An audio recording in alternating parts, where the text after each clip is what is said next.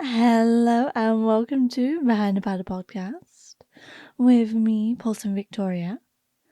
Today, we have a very. I found this interesting. We're going to be talking about one specific person and what they did in their life and how important they have been. Yeah. So, the title of this podcast episode is Fire and Thunder, the Legacy of John Brown. See, I don't really agree with what exactly we teach in schools.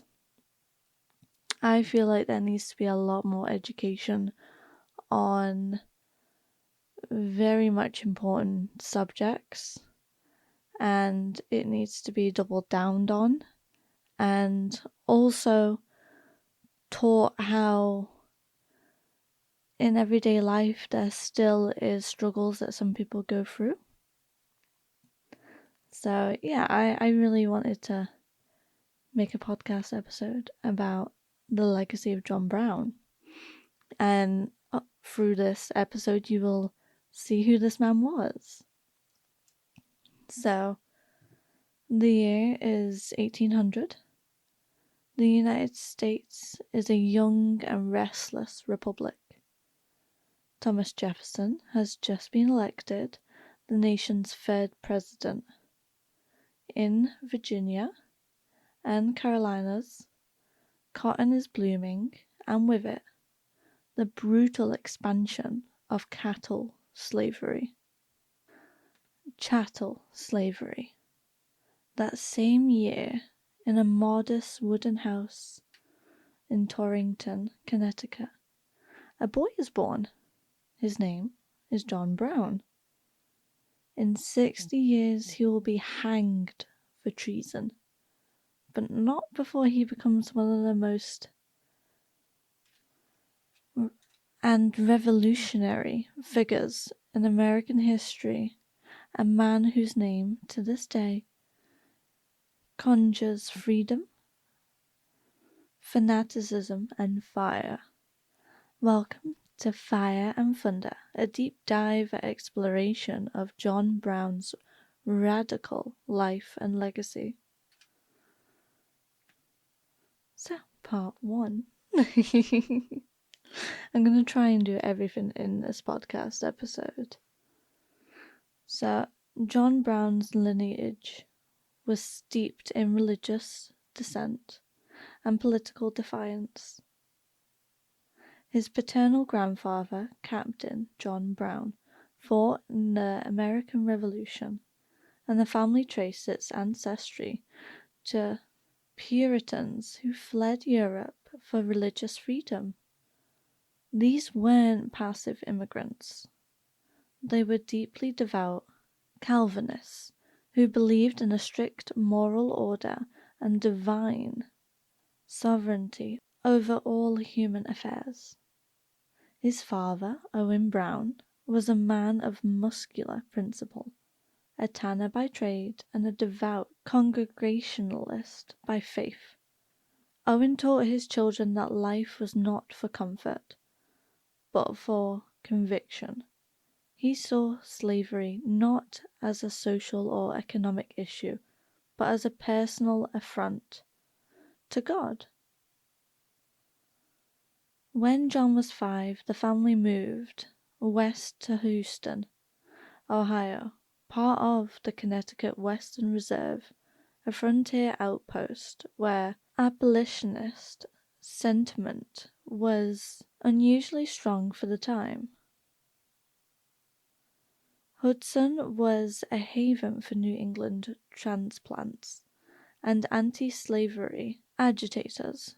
As a boy, John attended a church that openly denounced slavery from the pulpit, a rarity in most of the country. At the age of 12, Brown witnessed something that would haunt him for the rest of his life. While traveling with cattle in Michigan, he saw a black boy, about his age, being beaten with a shovel by a white man. The child screamed for help.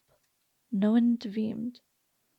Brown later described the incident as a moral shock. From that day forward, he declared he would devote his life to the destruction of slavery. This was more than youthful empathy for Brown. It was theological. He believed that slavery was an abomination that cried out to heaven for vengeance. This wasn't abstract moralizing, it was a sacred mission.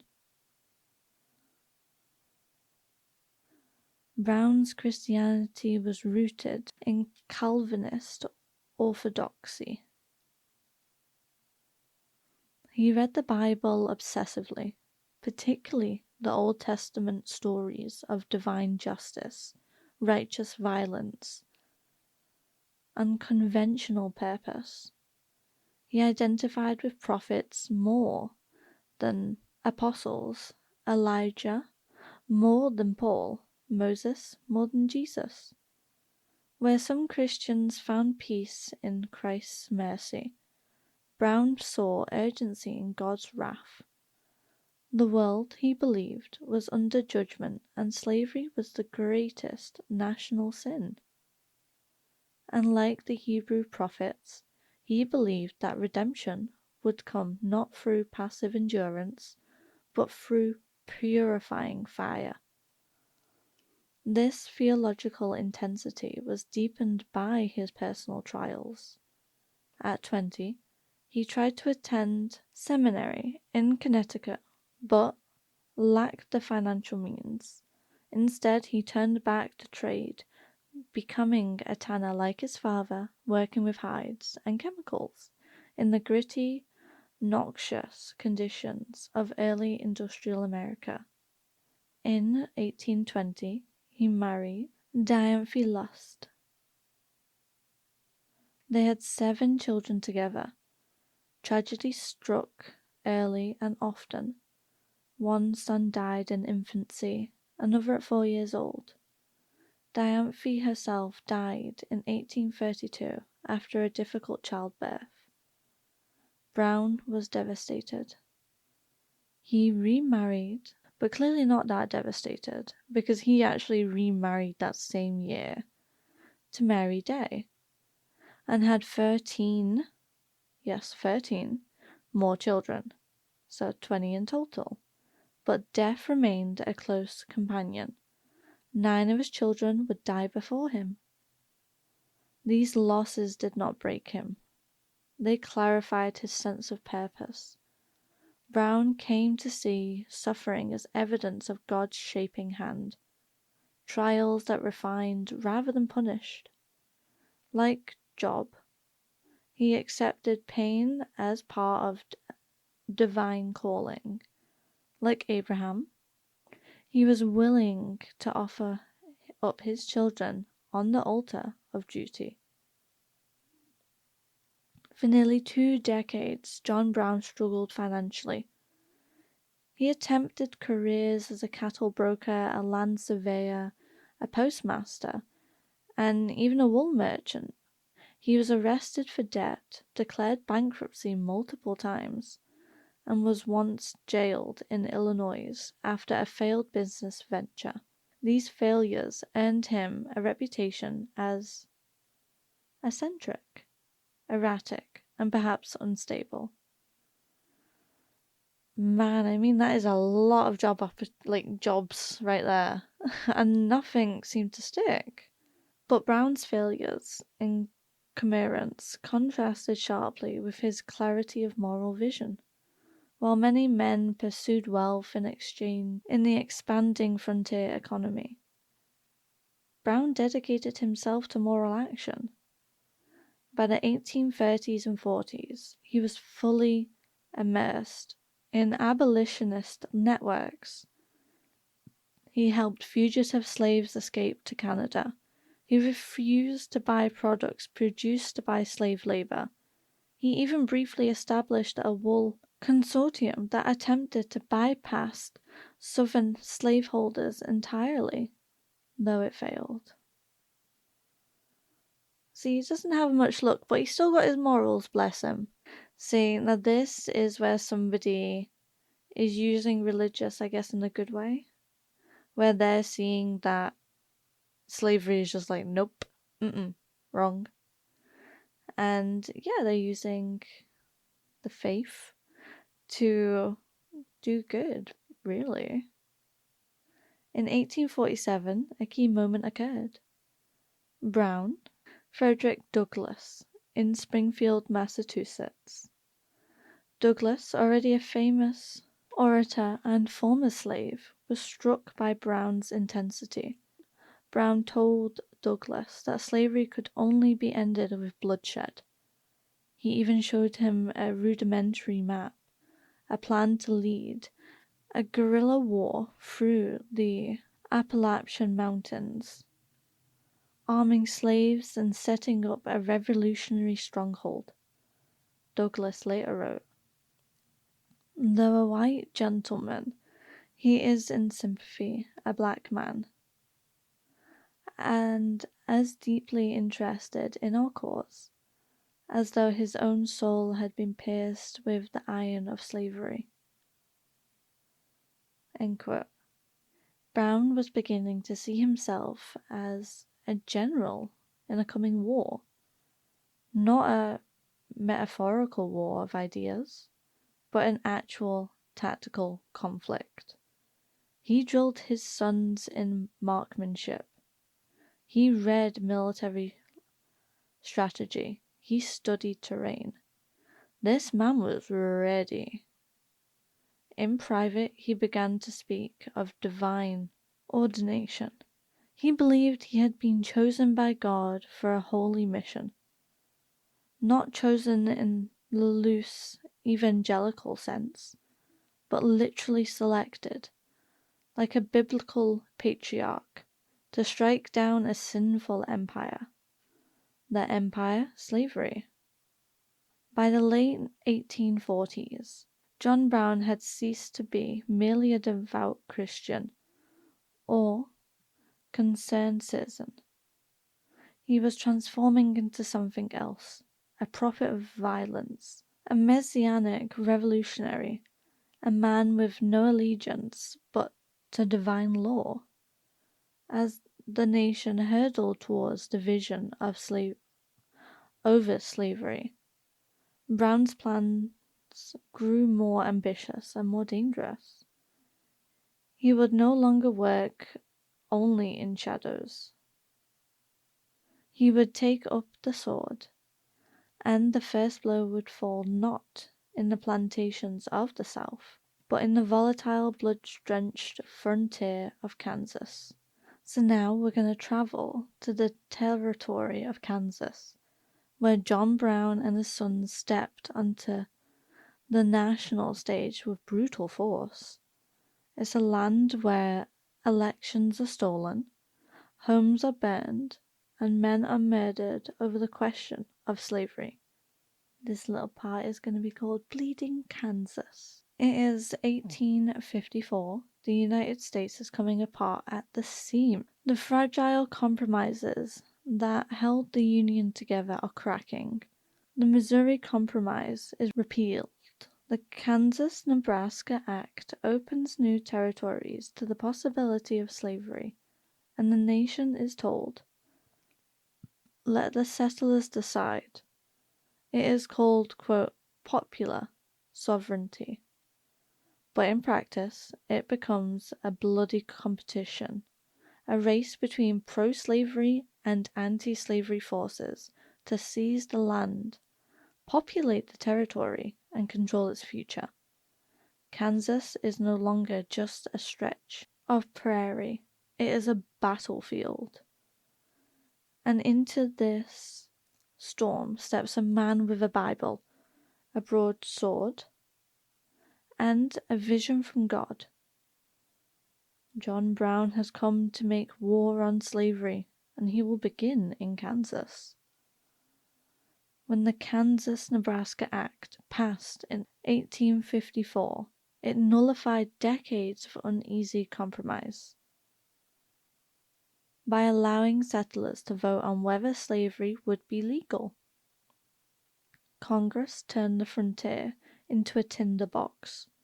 Settlers from Missouri, many of them slaveholders, rushed across the border to claim land and power.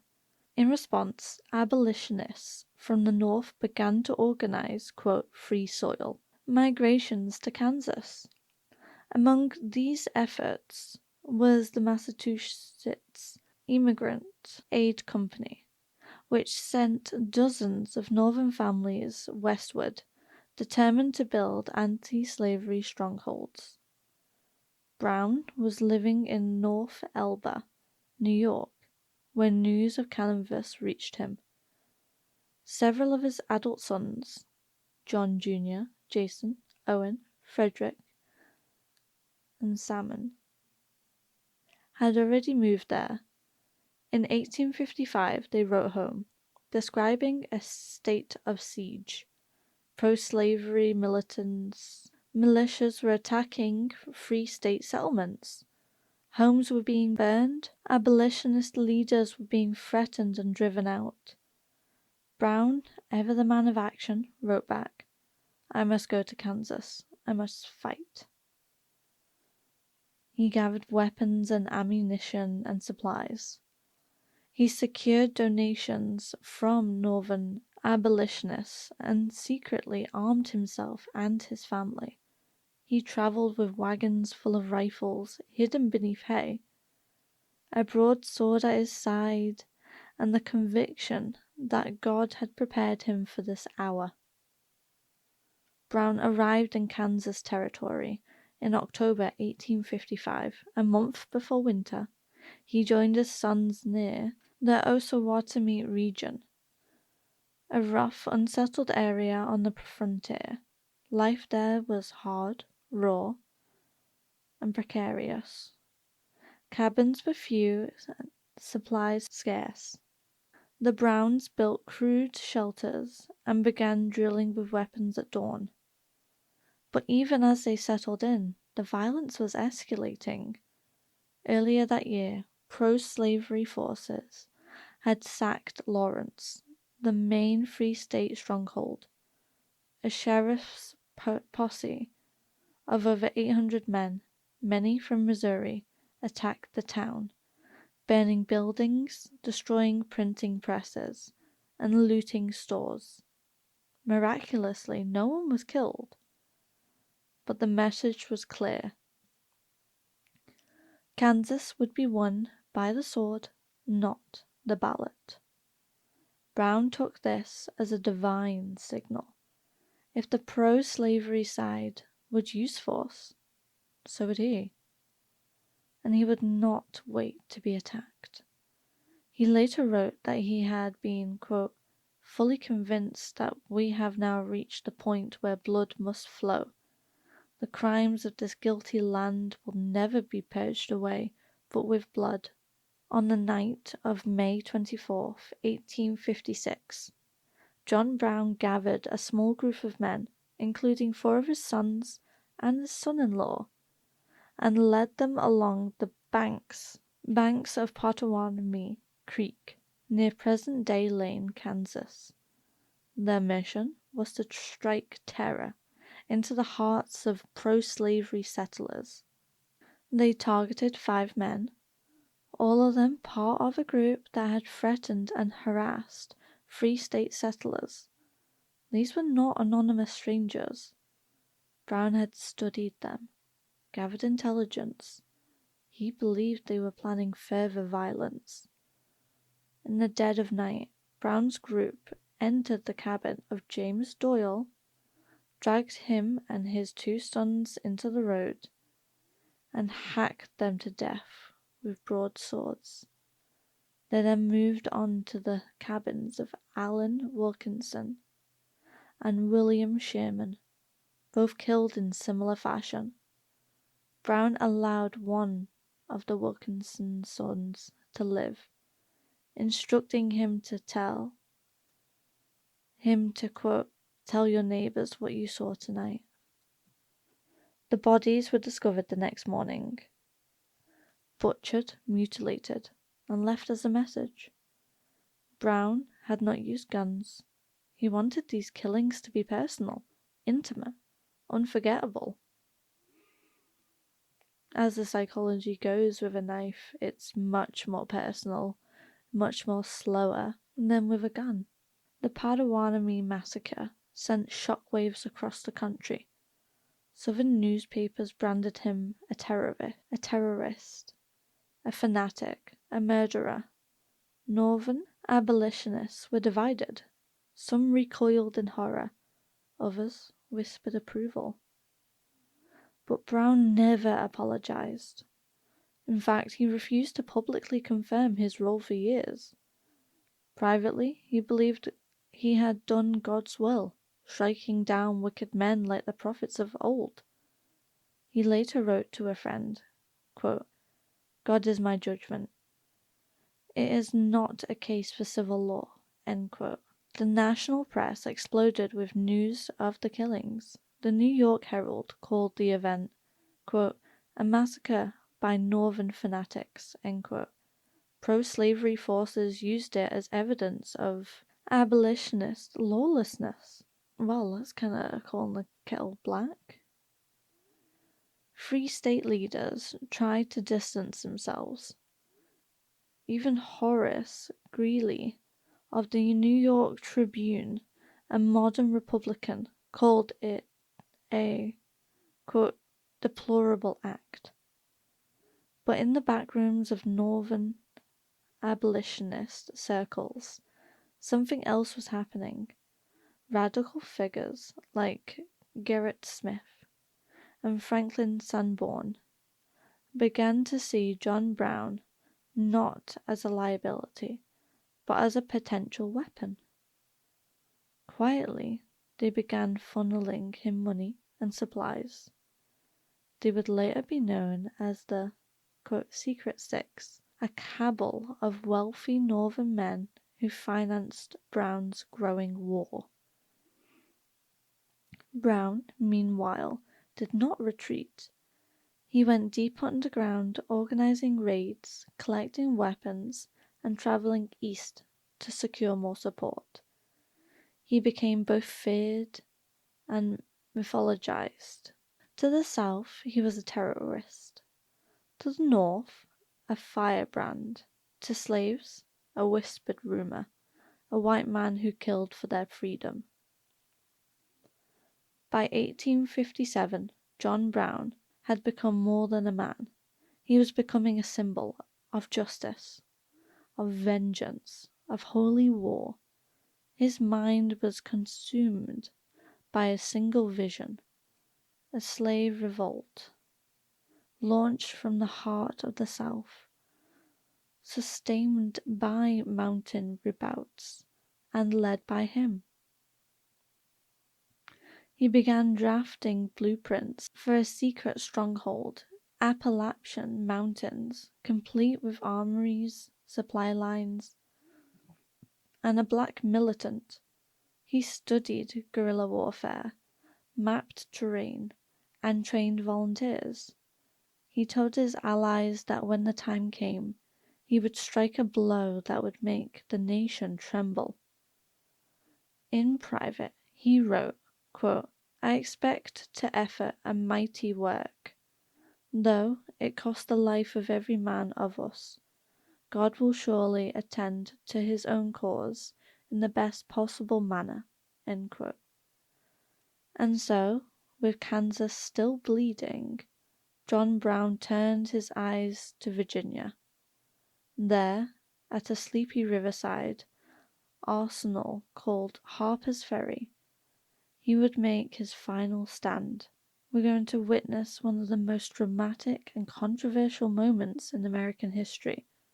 A failed raid, a fiery trial, and the making of a martyr. This little bit is called Harpers Ferry. By the summer of 1859, John Brown was no longer operating in the shadows of Kansas or the backwoods of Ohio. He had stepped onto the national stage, his name whispered in both reverence and fear. His mission still was to ignite a slavery uprising. strike at the heart of the slave economy, and set a fire that would engulf the South. The place he chose was Harpers Ferry, Virginia. It was a small town, quiet, nestled where the Potomac and Shenandoah rivers met, but it was home to a federal armory, over 100,000 weapons stored inside. Brown believed that with those arms, and with God's will behind him, he could launch revolution. John Brown was not a madman. He was methodical, secretive, and patient. For years he had been planning a military campaign. His idea was not to wage open war with Southern armies, at least not at first. Instead, he envisioned a guerrilla uprising. He would seize weapons, retreat to the Appalachian Mountains, and establish a base of operations. There he would offer freedom to any enslaved person who could reach him. From this redoubt, small bands of black fighters would raid plantations, freeing more slaves, expanding the rebellion, until the system collapsed under its own weight. He called it the Subterranean Passway, a military version of the Underground Railroad, fortified and armed. To fund this vision, he traveled north under false names, like Shubal Morgan, Isaac Smith, meeting with radical abolitionists. He found 6 men willing to fund his plans, later dubbed the Secret Six, as we've spoken about. They included Gerrit Smith, a wealthy landowner and radical, Franklin Sanborn, a Massachusetts intellectual, and Thomas Wentworth Higginson, a fiery preacher. None of them knew the full extent of Brown's plans. He kept the details to himself. In the spring of 1859, Brown rented a farmhouse near Harpers Ferry, in nearby Maryland, under the name Isaac Smith. He began moving in weapons, pikes, rifles, ammunition, over 1,000 pikes, each custom forged for arming freed slaves. He called them the, quote, weapons of justice. He was joined by a ragtag group, 21 men, including 5 black recruits, among them Osborne Perry Anderson and Shields Green, both escaped slaves. They drilled, they prayed, they waited. On the evening of October 16th, 1859, Brown called his men together. He passed out weapons and gave one final prayer. He read aloud from the Bible, Exodus and Joshua, stories of liberation and conquest. No stirring speech, no patriotic fanfare. This was a divine appointment. That night they crossed the Potomac River by footbridge and silently entered Harpers Ferry.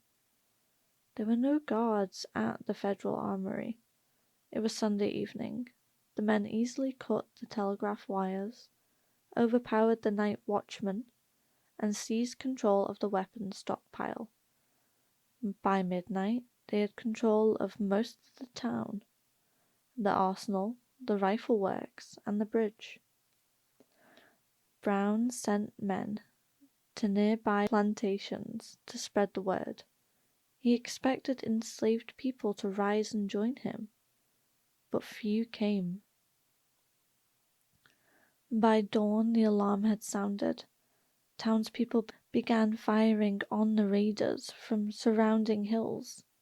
A Baltimore and Ohio train stopped briefly in town, and Brown, hoping to appear reasonable, allowed it to pass. The train brought news of the uprising to Washington, D.C., and by mid-morning the U.S. Marines were mobilized. Brown and his men took hostages and retreated into the fire engine house, a small brick building near the armory. There they made their final stand. By October 18th, the town was surrounded. Local militants, federal troops, and angry civilians all converged.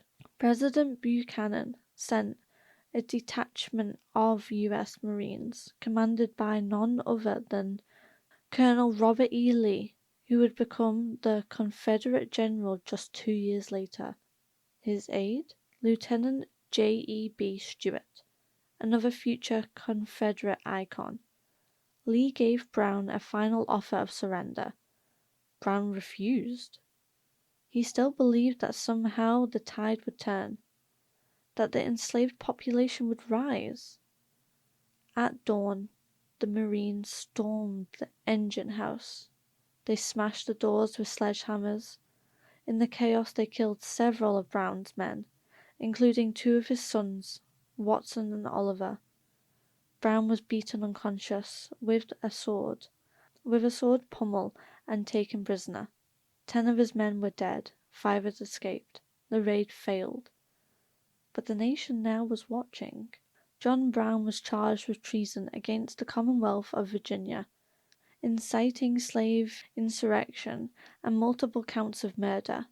His trial was swift. He was arraigned on October 27th, found guilty on November 2nd, and sentenced to death. But the trial gave him what he had never had before: a national pulpit. Confined to a cot, wounded and pale, Brown spoke with clarity and force. He refused to plead insanity. He never begged for mercy. He claimed no personal gain. Instead, he framed his actions in moral and theological terms. In his final courtroom speech, he declared, quote, "Had I so interfered in behalf of the rich, the powerful, the intelligent, the so-called great, or in behalf of any of their friends, every man in this court would have deemed it an action worthy of reward rather than punishment. I believe that to have interfered as I have done in behalf of his despised poor was not wrong but right." End quote. The South saw a terrorist. The North saw something else. Ralph Waldo Emerson compared Brown's execution to the crucifixion of Christ. Henry David Thoreau wrote a fiery defense titled "A Plea for a Captain John Brown," calling him, quote, "a man of rare moral courage." Even moderate Northerners who disapproved of violence found themselves stirred by his defiance. Southern leaders were outraged. They saw Northern sympathy as proof that abolitionism was treasonous. Secessionist rhetoric surged. One Southern newspaper wrote, quote, "The spark of Harpers Ferry will set the nation ablaze." And they were right. On the morning of December 2nd, 1859, John Brown was led to the gallows in Charlestown, Virginia. He rode in a wagon, seated atop his own coffin. Thousands of troops surrounded the area. It was the largest public execution in American history to that date. Fearing rescue attempts, the authorities kept tight control. No black person was allowed within miles of the execution. As he was led up to the scaffold, he handed a guard a slip of paper. It read, "I, John Brown, am now quite certain that the crimes of this guilty land will never be purged away but with blood." He was hanged at 11:15 a.m. His body was buried in North Elba, New York, but his legend could not be buried. In weeks after his death, songs were sung in his honor. One set to a marching tune would echo across Union camps just 2 years later. Quote, John Brown's body lies a-mouldering in the grave, but his soul goes marching on. John Brown failed in his raid, but he succeeded in something larger. He forced the nation to confront the moral horror of slavery and the violence needed to end it. What we're going to talk about in this final part is we're going to explore the legacy of John Brown, his influence on the Civil War, Black radical thought, and the ongoing question of when violence becomes justice. Here we are, John Brown is dead, hanged by the state of Virginia, buried beneath the frozen soil of the Adirondack Mountains. But in death, he became something more than a man. He became a symbol, a prophet, a martyr, a ghost that haunted the American conscience. His raid at Harpers Ferry failed, but politically, it detonated the fragile peace between North and South. In the coming months, the South would demand loyalty, the North would refuse, and the nation would break. This hour, we trace the fire John Brown left behind, from the song of Union soldiers marching into battle to W.E.B. Du Bois and Malcolm X invoking his name, to the enduring question, when does violence in pursuit of justice become not a crime, but a calling? In the weeks after Brown's execution, the American press lit it up with reactions. In the South, terror spread like wildfire. If a white man from the North could come up within a hair's breadth of sparking a slave revolt, then who else might come next? Southern militants drilled more often. State governments passed new laws restricting speech, gatherings, and literacy among enslaved people. Vigilance committees formed. And most critically, talk of secession became louder. In Charleston, South Carolina, a convention of fire-eaters declared that if the North did not condemn Brown, the South would leave the Union. But the North did not condemn Brown. Public commemorations were held. Poets wrote verses. Ministers delivered sermons praising his courage. School children memorized his final words.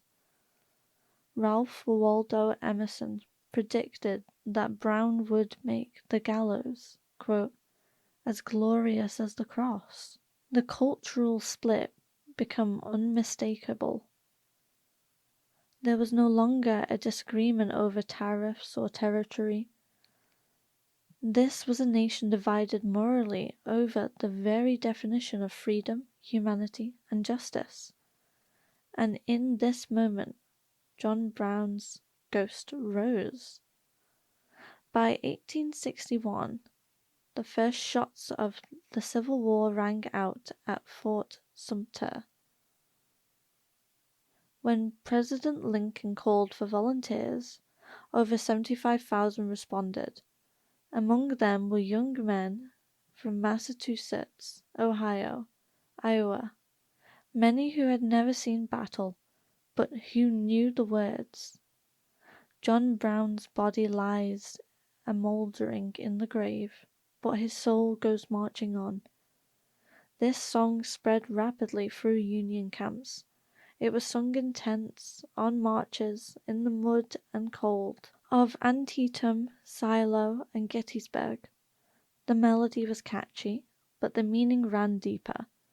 John Brown had become the patron saint of the abolitionist war effort. It wasn't just a ballad. It was a battle cry.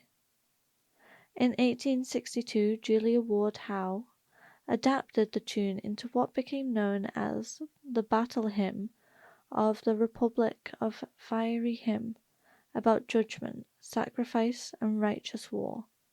Its opening line, quote, mine eyes have seen the glory of the coming of the Lord. End quote. It was Brown's vision, now turned into national prophecy. Abraham Lincoln never met John Brown. In 1859, Lincoln publicly condemned the raid, calling it, quote, misguided, but privately his views were more complex. He recognized that what John Brown had done, he had forced slavery into the open. He had made it a crisis that could no longer be evaded. As the war dragged on, Lincoln's position shifted. In 1863, he issued the Emancipation Proclamation, not just a military tactic, but a moral act. Frederick Douglass later wrote that Brown's raid had been, quote, the beginning of the end of slavery. Brown had lit the fire. Lincoln fanned the flames. After the war, Douglass reflected on this strange relationship. He said, quote, John Brown began the war that ended American slavery and made this a free republic. Until this blow was struck, the prospect for freedom was dim, shadowy, and uncertain. End quote. Brown had acted outside the law, but history would bend to his direction. To Black America, John Brown became a kind of sacred figure. Unlike many white abolitionists, he had not simply written pamphlets or given speeches. He had taken up arms. He had been willing to die and to kill for black liberation. Harriet Tubman reportedly said that she would have joined the Harpers Ferry raid had she not been ill. Frederick Douglass, who refused to participate, later called Brown, quote, pure as Christ. In the 20th century, his legacy resurfaced again and again. W.E.B. Du Bois devoted a full-length biography to Brown in 1909, the central of his birth. Du Bois portrayed him not as a fanatic, but as the first true white American revolutionary who fought with black people, not merely for them. Quote, no man has seen God, end quote. Du Bois wrote, quote, but John Brown came as near to being the voice of God as we are likely to hear, end quote.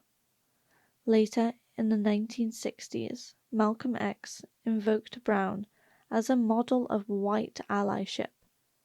Quote, if a man wants to be an ally, he said, let him be like John Brown.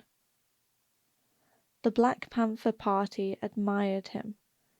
Angela Davis taught his writings. His name was etched into murals shouted in protest and invoked by movements demanding not gradual reform, but radical justice. More than 160 years later, John Brown still demands something of us. He asks, what is justice? What are we willing to risk for it? Can violence ever be moral? He was not a perfect man. He was dogmatic. He used violence. He involved his sons in war. He believed he was chosen by God. But in a nation built on human bondage, he saw the truth clearly, that evil cannot be reasoned with. It must be resisted. He left behind a blueprint and a warning. In his final letter, written from jail to his family, he wrote, quote, I am quite cheerful.